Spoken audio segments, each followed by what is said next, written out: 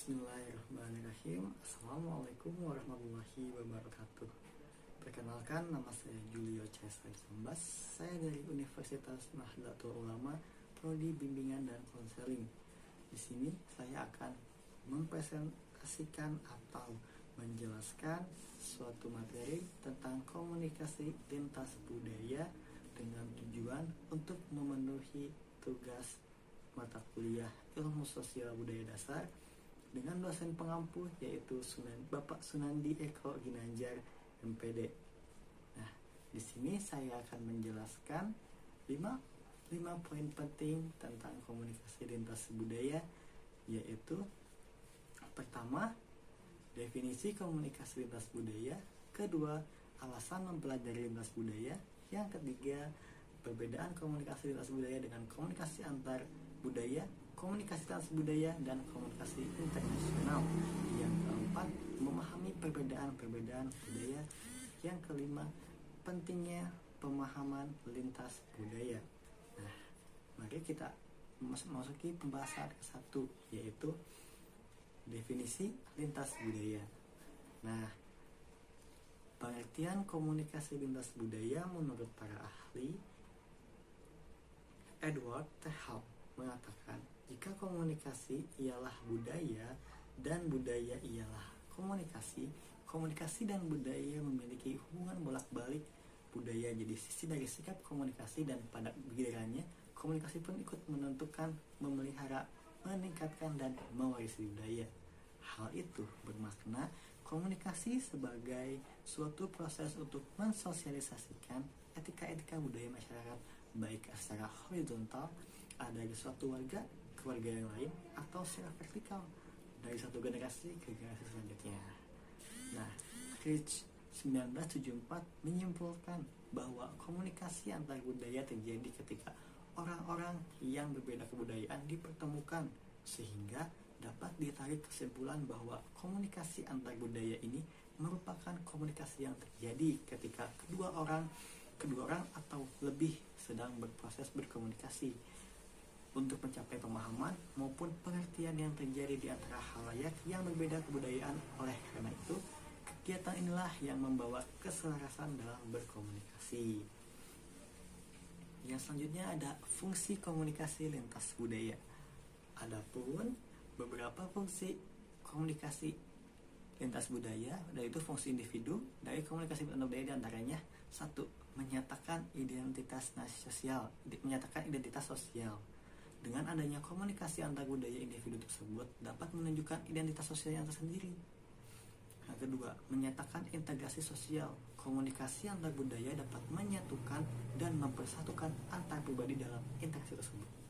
Yang ketiga, menambah pengetahuan. Komunikasi antar budaya pun dapat memberikan wawasan yang baru, bahkan wawasan yang belum pernah diketahui individu tersebut. Yang keempat, hubungan interaksi. Selain itu, komunikasi antar budaya juga dapat menciptakan hubungan yang komplementer serta hubungan yang selaras. 5. Melepaskan diri atau jalan keluar. Kadang dalam berbicara, seorang pribadi ingin melepaskan diri atau mencari jalan keluar untuk permasalahan yang ditemui. Nah, selain fungsi individu, ada juga fungsi sosial. Di antaranya yaitu 1. Pengawasan. Pada umumnya, kegiatan komunikasi antar budaya terjadi ketika komunikator dan komunikan yang berbeda kebudayaan. Fungsi ini lebih banyak digunakan oleh media massa. Yang kedua, penghubung. Komunikasi antar budaya ini dapat juga dijadikan sebagai jembatan bagi setiap individu yang memiliki kebudayaan yang berbeda-beda. Biasanya, beda individu atau lebih akan menyampaikan persepsi mereka yang berbeda-beda. Sosialisasi nilai. Nah, di sini fungsi komunikasi antar budaya dapat memberikan ajaran dan perkenalan nilai-nilai dari suatu kebudayaan dan suatu masyarakat lain. Yang keempat, menghibur. Nah, dalam hiburan juga ada kegiatan komunikasi antar budaya. Hal ini dapat ditemukan seperti di saat menonton tarian, nyanyian, bahkan drama sekalipun. Nah, selanjutnya ada manfaat komunikasi lintas budaya. Apa sih manfaat komunikasi lintas budaya? Nah, manfaat mempelajari komunikasi komunikasi antar budaya menurut gagasan Litvin 1997, yaitu sebagai berikut. Yang satu, dengan memahami komunikasi antar budaya akan mengatasi hambatan-hambatan budaya atau berhubungan dengan orang lain, sehingga kita akan mendapat penghargaan bagi kebutuhan, aspirasi, perasaan, dan masalah manusia. Yang kedua, pemahaman akan orang lain secara lintas budaya dan antar pribadi adalah suatu usaha yang dilakukan yang sangat membutuhkan keberanian dan kepekaan. Yang ketiga, pengalaman yang diperoleh dari komunikasi antar budaya dapat menyenangkan dan menumbuhkan kepribadian. Yang keempat, keterampilan komunikasi yang diperoleh memudahkan perpindahan seseorang dari pandangan yang monokultural terhadap interaksi manusia yang pandangannya multikultural. Yang kelima, perbedaan-perbedaan individu itu penting, namun ada asumsi-asumsi dan pola-pola budaya mendasar yang berlaku. Nah, selanjutnya ada tujuan komunikasi lintas budaya.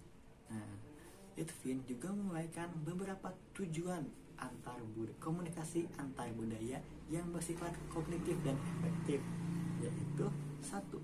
Menyadari bias budaya tersendiri. 2. Lebih peka secara budaya. 3. Memperoleh kapasitas untuk benar-benar terlibat dengan anggota dari budaya lain untuk menciptakan hubungan yang langgeng dan memuaskan dengan orang tersebut. Yang keempat, memasang pemahaman yang lebih besar atas budaya sendiri. Yang kelima, memperluas dan memperdalam pengalaman seseorang. Nah, dan tentunya tujuan komunikasi lintas budaya tidak hanya itu, masih banyak tujuan komunikasi lintas budaya yang lainnya. Selanjutnya, poin kedua. Kan tadi poin ke-1 definisi ya. Yang kedua sekarang alasan mempelajari komunikasi lintas budaya. Apa alasannya? Nah, Litvin 1997 menyebutkan beberapa alasan mempelajari komunikasi lintas budaya, diantaranya sebagai berikut. 1. Dunia sedang menyusut dan kapasitas untuk memahami keanekaragaman budaya sangat diperlukan. Yang kedua, semua budaya berfungsi dan penting bagi pengalaman anggota-anggota budaya tersebut meskipun nilai-nilainya berbeda. Yang ketiga, nilai-nilai setiap masyarakat sebaik nilai-nilai masyarakat lainnya. Yang keempat, setiap individu dan atau budaya berhak menggunakan nilai-nilainya sendiri. Yang kelima, perbedaan-perbedaan individu itu penting, namun ada asumsi-asumsi dan pola-pola budaya mendasar yang berlaku. Nah, tentu bukan hanya itu saja alasan mempelajari komunikasi lintas budaya, masih banyak alasan-alasan lain yang positif untuk alasan-alasan yang positif untuk mempelajari komunikasi lintas budaya ini. Yang ketiga, poin ketiga, perbedaan komunikasi lintas budaya dengan komunikasi antar budaya, komunikasi transbudaya, dan komunikasi internasional. Nah, jadi itu ada perbedaan-perbedaannya ya. Nah, perbedaannya itu yaitu jika komunikasi lintas budaya lebih menekankan pada perbandingan pola-pola komunikasi antar pribadi di antara peserta komunikasi yang berbeda kebudayaan, maka studi komunikasi antar budaya lebih mendekati objek melalui pendekatan kritik budaya. Aspek utama dari komunikasi antar budaya adalah komunikasi antar pribadi di antara komunikator dan komunikan yang kebudayaannya berbeda. Komunikasi internasional merupakan komunikasi yang bersifat interaktif yang menggunakan media objek formal. Komunikasi internasional senantiasa berhubungan dengan media massa yang dianggap sebagai agen penyebaran berita-berita internasional dari media sumbernya suatu negara kepada penerima di negara lain.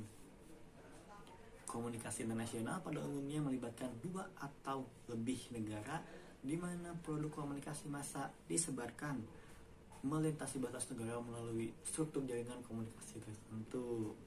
Nah, selanjutnya kita akan membicarakan tentang komunikasi transrasial. Transrasial berarti melintasi batas rasial. Dalam antropologi, konsep transrasial ini sama dengan konsep antar etnik. Smith 1973 mengatakan bahwa kelompok etnik adalah sekelompok orang yang dipersatukan oleh kesamaan, warisan, sejarah, kebudayaan, aspirasi, cita-cita, dan harapan, tujuan, bahkan kecemasan dan ketakutan yang sama. Nah, komunikasi transrasial sebenarnya memiliki kemiripan dengan komunikasi lintas budaya. Hanya saja dalam komunikasi transrasial lebih diarahkan pada proses komunikasi internasional yang meliputi komunikasi di antara mereka yang berbeda etnik dan ras. Komunikasi transrasial bisa berbentuk diadik dan bisa juga berbentuk komunikasi massa. Nah, ada 4 kategorisasi komunikasi transrasial diadik yang didasarkan pada 1. Kesamaan kodifikasi yang meliputi proses pembekuan kode-kode komunikasi atau simbol dari sign yang tumpang tindih. Kedua, kedekatan pengirim dan penerima. Yang ketiga, masalah perspektif. Yang keempat, keterampilan umum berkomunikasi. Nah, poin keempat ya, memahami perbedaan budaya. Budaya adalah gaya hidup unik suatu kelompok manusia tertentu. Budaya bukanlah sesuatu yang dimiliki oleh sebagian orang dan tidak dimiliki oleh sebagian orang lainnya. Budaya dimiliki oleh seluruh manusia. Dengan demikian seharusnya budaya menjadi salah satu faktor pemersatu. Setiap budaya memberi identitas kepada sekelompok orang tertentu, sehingga jika kita ingin lebih mudah memahami perbedaan-perbedaan yang terdapat dalam masing-masing budaya tersebut, paling tidak kita harus mampu mengidentifikasi identitas diri masing-masing budaya tersebut yang antara lain terlihat pada contohnya 1. Komunikasi dan bahasa, 2. Pakaian dan penampilan, 3. Makanan dan kebiasaan makan, 4. Waktu dan kesadaran akan waktu, 5. Penghargaan dan pengakuan, 6. Hubungan, 7. Nilai dan norma, 8. Rasa diri dan ruang, 9. Proses mental dan belajar, 10. Kepercayaan dan sikap. Nah, pentingnya yang selanjutnya ada ya poin kelima yaitu yang terakhir, pentingnya pemahaman lintas budaya. Nah, apa sih pentingnya kita mempelajari atau memahami lintas budaya itu? Nah, manusia tumbuh dan berkembang di dalam lingkungan budayanya masing-masing, sehingga membentuk dan menciptakan cara berpikir dan bertingkah laku yang khas bagi para anggotanya. Cara berpikir dan bertingkah laku tersebut merupakan hasil pengondisian budaya, cultural conditioning, melalui proses panjang pendidikan dan pengajaran yang akan diberikan secara turun-temurun oleh orang tua, guru, dan masyarakat sekitar kita, baik secara langsung maupun tidak langsung. Seringkali kita merasa yakin bahwa cara berpikir dan bertingkah laku secara sistem budaya yang kita anut adalah sistem yang baik dan benar dan normal. Masalah akan muncul ketika kita melakukan kontak atau berinteraksi dengan orang-orang yang berasal dari lingkungan budaya yang berbeda-beda, karena orang-orang berasal dari lingkungan budayanya yang berbeda itu memiliki pola-pola, harapan-harapan, kebutuhan-kebutuhan, dan pilihan-pilihan yang didasarkan atas pengondisian budaya mereka sendiri yang juga berlangsung turun-temurun yang mungkin sangat berbeda dengan di lingkungan masyarakat lainnya. Pemahaman terhadap budaya orang lain atau budaya suatu masyarakat sangat penting, terutama bagi orang-orang yang sebut saja bekerja dalam industri, pariwisata, dan hospitalis, termasuk diantaranya para manajer, para pengambil keputusan, atau para petugas yang dalam pekerjaan sehari-harinya melakukan hubungan interaksi atau kontak langsung dengan orang-orang yang berasal dari dan memiliki budaya yang berbeda. Secara garis besar, pemahaman lintas budaya tersebut antara lain mencakup pemahaman tentang nilai-nilai, kepercayaan, sikap, pola berpikir, adat istiadat, kebiasaan, bahasa, dan cara berkomunikasi. Nah, mungkin cukup sekian pemaparan materi lintas budaya dari saya. Adapun kesimpulan Ya, kesimpulan dari